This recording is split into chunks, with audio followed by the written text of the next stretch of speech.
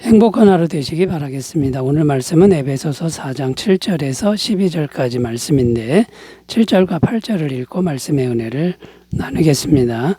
우리 각 사람에게 그리스도의 선물의 분량대로 은혜를 주셨나니 그러므로 이르기를 그가 위로 올라가실 때에 사로잡혔던 자들을 사로잡으시고 사람들에게 선물을 주셨다 하였도다.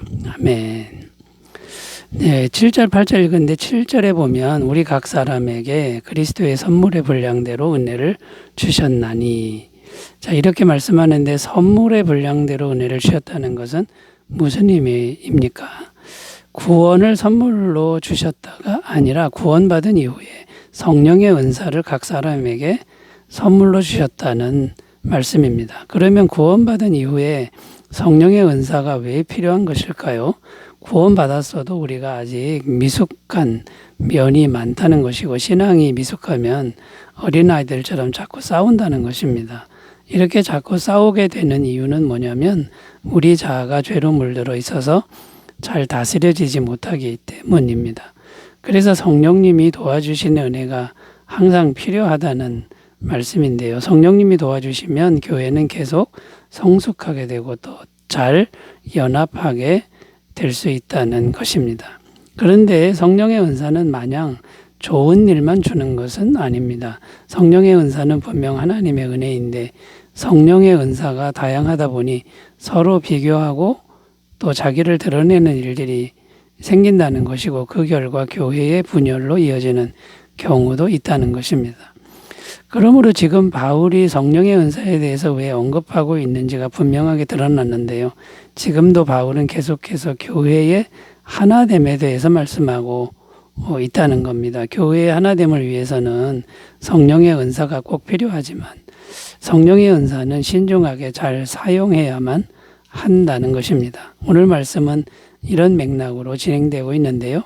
그렇다면 교회의 하나됨을 위해 성령의 은사를 어떤 태도로 대하고 사용해야 하는지 생각하면서 말씀의 은혜를 나누겠습니다. 자, 성령의 은사를 어떻게 대하고 사용해야 할까요? 첫 번째는 각 사람에게 있는 성령의 은사를 귀하게 여기되 서로 비교하지 말아야 한다는 것입니다. 7절 다시 읽습니다. 우리 각 사람에게 그리스도의 선물의 분량대로 은혜를 주셨나니. 자, 여기 보면 선물의 분량대로 이렇게 표현했는데 무슨 말이냐면 각 사람에게 알맞은 것이 무엇인지를 아시는 주님께서 그 사람에게 맞는 성령의 은사를 주셨다는 겁니다. 그리고 각 사람이 잘할 수 있는 것을 주셨다는 의미입니다. 성령의 은사라고 하면 우선 우리가 고린도전서 12장에 나오는 신령한 성령의 은사 9가지를 생각하게 되는데요. 그 종류가 무엇인지 말씀드리면 지식의 말씀의 은사, 지혜의 말씀의 은사, 예언의 은사, 믿음의 은사, 신유의 은사, 방언의 은사, 능력행음의 은사, 영분별의 은사, 방언, 통역의 은사. 고린도전서 12장에 이렇게 9가지 신령한 은사가 나옵니다. 그런데 오늘 본문에서 언급하는 성령의 은사는 고린도전서 12장에 나오는 신령한 은사만을 의미하지는 않는다는 것입니다.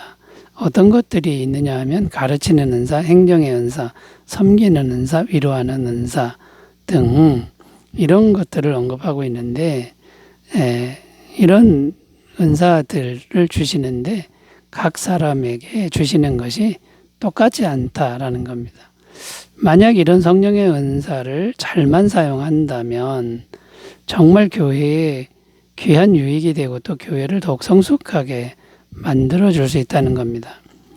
자, 그렇다면 성령의 은사를 잘 사용해야 하는데 성령의 은사를 사용하는 바른 태도는 무엇입니까? 첫 번째는 비교의식을 버려야 한다는 것입니다. 다른 사람의 은사를 보고 자기와 비교하면서 열등감이나 시기심을 가질 필요가 없다는 겁니다. 성령님이 알아서 그 사람에게 맞게끔 주신 것이기 때문이죠.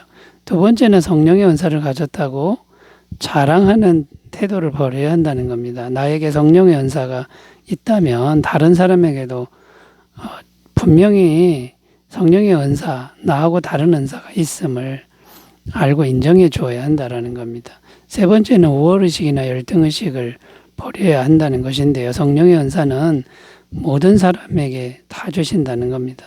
고린도 교회의 무질서와 자랑 때문에 교회에 혼란과 분열이 있다는 것을 우리는 고린도 전서에서 읽을 수 있는데요. 나에게는 성령의 은사를 안 주신 것 같은데, 자, 이런 생각을 할 필요도 없고요. 그 다음에 나에게 있는 은사가 특별하다, 이런 생각을 가질 필요도 없다라는 겁니다. 모든 사람에게 적어도 한 가지씩은 잘할 수 있는 성령의 은사를 주셨다라는 겁니다. 오늘 말씀해 보면 각 사람에게 이렇게 표현하고 있습니다.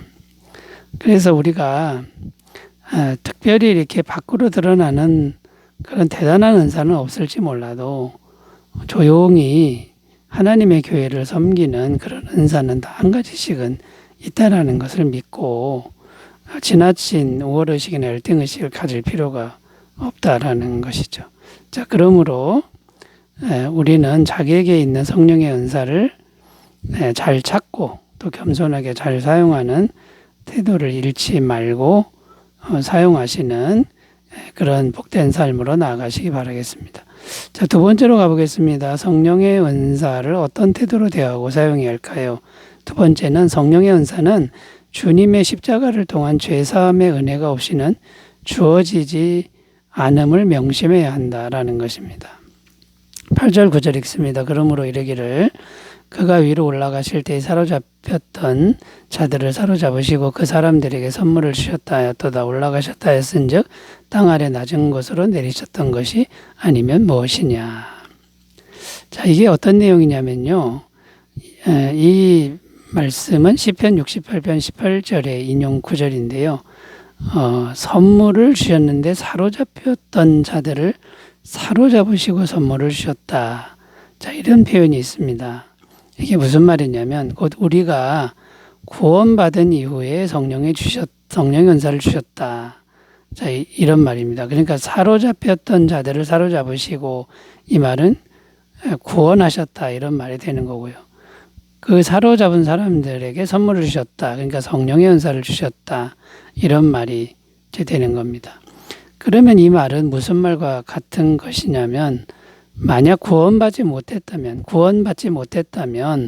성령의 선물을 못 받는다는 말과 같다는 겁니다.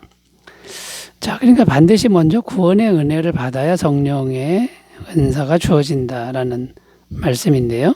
그런데 구원의 은혜는 어떻게 받는 겁니까? 예수님이 땅 아래 낮은 곳으로 내려오셨다가 올라가심으로 이 구원의 은혜가 생겼다는 것인데 곧 예수님의 성육신과 예수님의 십자가 죽음과 부활 승천을 말씀하시는 것입니다. 그러면 구원의 은혜와 성령의 은사는 어떤 관계가 있다고 말할 수 있습니까? 성령의 은사는 구원의 은혜가 있는 사람에게만 임한다는 것인데 왜 그러냐면 구원의 은혜를 받은 사람 안에만 성령이 임하시기 때문이라는 겁니다. 그러니까 성령의 은사는 어떤 성격을 가진 겁니까? 내가 잘해서 받은 것이 아니라는 겁니다. 구원의 은혜도 내가 한 것이 없는 것과 같듯이 성령의 은사도 하나님의 전적인 선물이라는 겁니다. 사실 성령의 은사뿐만 아니라 우리가 가진 모든 것이 은혜의 선물이라는 것인데 모든 것이 구원의 은혜 안에서 우리에게 주어진다라는 것입니다. 그러므로 어떤 결론을 내릴 수 있습니까? 모든 것이 주님의 십자가 죄사함의 은혜 안에서 주어진다는 것을 우리가 항상 기억해야 한다라는 것입니다. 그리고 이것을 기억하는 게 왜 중요하냐면 십자가 죄사함의 은혜를 우리가 항상 기억해야 성령의 은사를 받았을 때 내 마음대로 사용하지 않을 수 있다는 겁니다.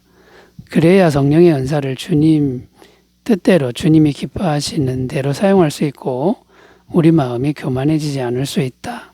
그래야 교회의 하나됨을 지킬 수 있다라는 것이죠. 항상 예수님의 십자가 죄사함의 은혜를 항상 마음에 품고 감사하는 삶을 사시기를 바라겠습니다. 자, 세 번째로 가보겠습니다. 성령의 은사 어떻게 대하고 사용해야 할까요? 세 번째는 성령의 은사는 개인의 영광과 명예를 위한 것이 아니라 오직 교회의 몸을 세우기 위해서 사용해야 한다라는 것입니다. 11절 12절 읽습니다. 그가 어떤 사람은 사도로, 어떤 사람은 선지자로, 어떤 사람은 복음 전하는 자로, 어떤 사람은 목사와 교사로 삼으셨으니 이는 성도를 온전하게 하여 봉사의 일을 하게 하며 그리스도의 몸을 세우려 하심이라. 자, 여기 보면 그리스도의 몸을 세우려 하심이라 이렇게 표현하고 있는데, 그리스도의 몸은 교회를 의미하죠. 곧 성령의 은사를 주신 이유는 교회를 세우기 위함이라는 겁니다. 그런데 교회를 세우기 위해서는 여러 가지 은사가 필요하다는 것인데, 오늘 말씀해 보면 사도, 선지자, 복음 전파자, 목사, 교사 등을 언급하고 있습니다. 그런데 이 말씀에서 언급한 성령의 은사자들의 공통점이 무엇이냐면 말씀과 성령을 전하는 일을 하는 사람들이라는 겁니다. 그러니까 무슨 말입니까? 성도들에게 말씀과 성령이 공급되어야만 성장이 일어난다는 것입니다. 그래서 이는 성도를 온전하게 하여라고 말하는 것입니다. 말씀과 성령의 공급이 무엇보다 중요한데, 말씀과 성령이 어떻게 구체적으로 성도들을 성숙시키는 걸까요? 말씀은 영혼의 양식입니다. 영혼의 밥이라는 거죠. 그리고 성령님은 말씀을 소화시켜서 생명이 되게 하시는 역할을 하신다는 겁니다. 말씀과 성령이 연합하면 살아계신 하나님을 만나는 것 같이 되어 우리의 마음에 살아계신 하나님이 역사하신다는 겁니다. 그래서 사도행전 6장에 보면 사도들은 이렇게 선포했습니다. 우리는 오로지 기도하는 일과 말씀 사역에 힘쓰리라. 자, 기도하는 것과 말씀 사역에만 힘쓰겠다. 사도들이 그러면 아무 일도 안 하겠다는 거냐. 인간적인 면에서 생각하면 이렇게 생각할 수 있지만, 이 말씀과 성령만이 교회를 온전하게 세울 수 있기 때문에 사도들이 이런 결정을 내렸다는 겁니다. 자, 그런데 여기서 좀 더 생각할 것이 있는데, 말씀과 성령이 잘 공급되도록 하기 위해서는 이런 직분 말고도 많은 것들이 필요하다는 겁니다. 교회에 장소를 제공하고 식사 준비하고 구제활동하고 위로하고 신방하고 기도하는 이런 사람들의 역할도 아주 중요하다라는 것이죠. 자, 이렇게 말씀과 성령을 전문적으로 공급하는 사람들 외에 말씀과 성령의 공급을 잘 돕는 사람들, 이 사람들도 교회의 몸을 세워가는 귀한 분들인 것을 우리가 알아줘야 한다라는 것이죠. 자, 성령의 은사를 교회의 몸을 세우는 데만 잘 사용하시기 바라겠습니다. 기도하겠습니다.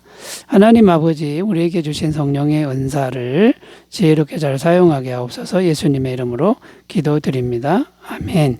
기쁜 하루 되시기 바라겠습니다. 감사합니다.